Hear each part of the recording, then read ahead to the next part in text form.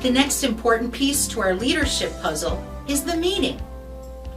Wow, some are good, some are not so good. You've been in both, I know you have. And you know when you've been in a really good meeting. It depends on the quality of the chair. So let's start there. First of all, the chair does not have an ability to speak to any issue. I know that's a shocker for some of the chairs out there. They think that the minute they get that gavel and they're running that meeting, they can talk whenever they want. Au contraire, no you can't. The minute you get that gavel, you are charged with moving the meeting, not participating in the meeting. Which means that if you really wanted to speak to any issue, you'd have to hand that gavel off. And I'm going to tell you right now, no good chair passes the gavel to somebody else. Because you can't get that gavel back until after the issue is settled. So that's why we have the leadership team meeting, where you can really talk about what you need to. So the chair's responsibility is to make sure that everyone's time is respected, they feel it was valuable, their contribution was appreciated, and then we all go back to business. So meetings start on time.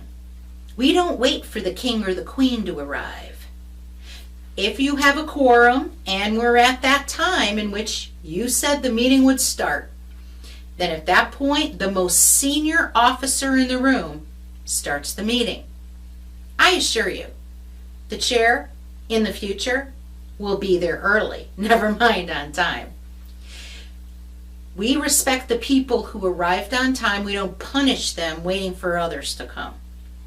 Also, any networking is done before or after, but not during the meeting itself. We're not there to chit-chat during the meeting. You know, you sit around some tables, and again, it's because the chair wasn't in control, in which you have a lot of, bloop, bloop, bloop, back and forth, you have a lot of texting, everyone's looking at their smartphones.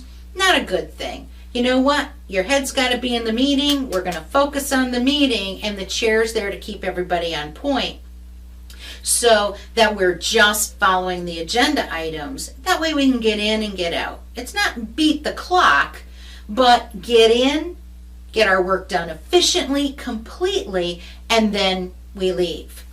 We also have to learn to agree to disagree. There's no crying around the board table. This is not personal. We don't attack each other. We expect passion on perspective. That's good. Passion's great. You have passion for how you feel about, but we respect the opinion of others and their right to have it, whether we agree with them or not.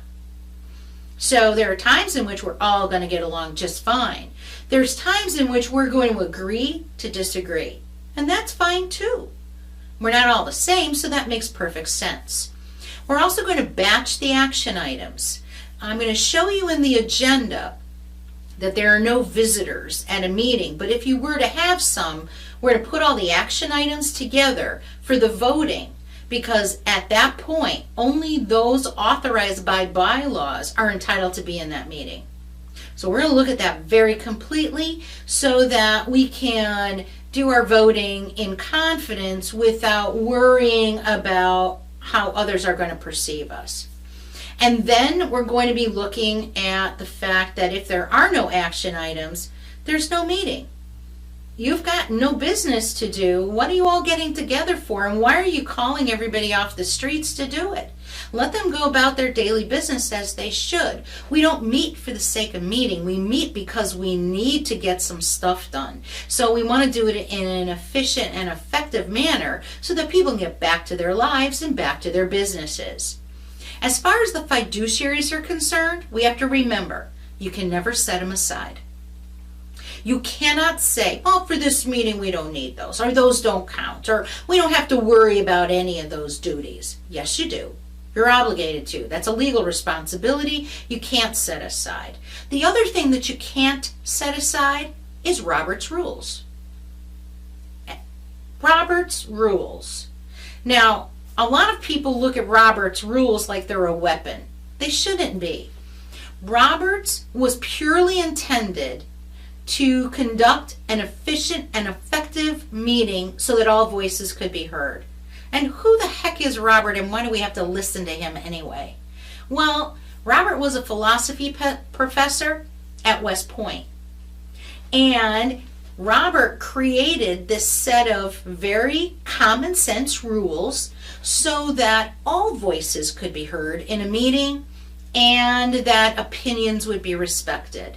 It wasn't there to shut down any conversation, but it was to monitor the progression of the work product so that no one ran away with the conversation or monopolized it or anyway or anything like that. Roberts is very good, and when understood and put into place, very effective. So we're going to be looking at the application of Roberts in a very holistic way. With all that said, meetings should be effective, and the chair is responsible to ensure that.